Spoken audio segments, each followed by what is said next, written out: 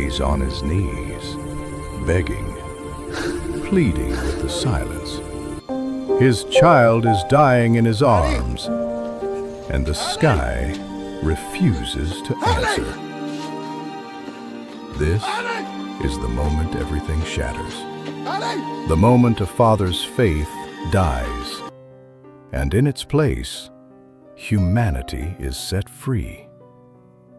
Because if God is real, why did he let Annie Darwin die? Stay with me, because the answer isn't tragedy. It's sacrifice. Charles Darwin was a father first, a quiet, gentle man who played with his daughter Annie as if she were the center of his entire universe. She styled his wild hair, smoothed his coat, and called him her light. But Darwin carried a secret heavier than any father should.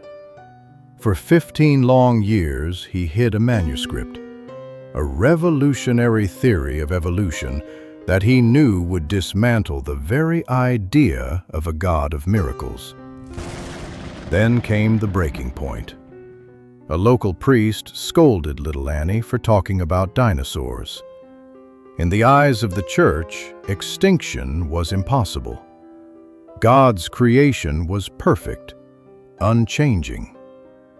In that moment, Darwin saw it clearly. Religion wasn't a pathway to truth. It was a wall built against wonder, a cage for the curious mind. Soon after, Annie fell terribly ill. Darwin, the man of science, abandoned his reason. He turned to healers and then to prayer. He begged, he bargained, he offered his own soul for her life. But God remained silent.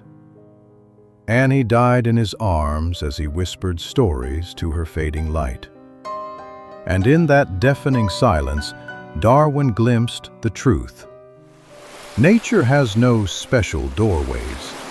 It makes no exceptions. Not for the innocent, not even for a father's love. History tells us that Darwin killed God. But look closer. What if God had answered that prayer? What if he had saved Annie? Darwin might have knelt in that church for the rest of his life, his world-changing manuscript rotting away in a forgotten drawer.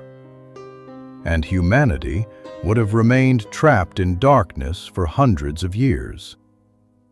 So was God's silence cruelty? Or was it mercy? Or was it something more unsettling? A divine suicide? A choice to die so that a greater truth could finally live.